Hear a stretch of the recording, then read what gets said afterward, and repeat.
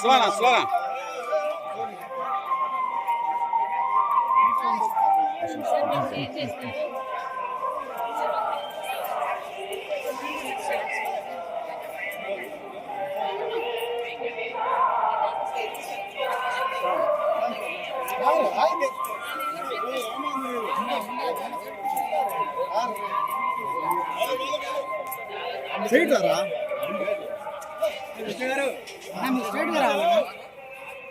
straight గానే వస్తున్నారు లేదా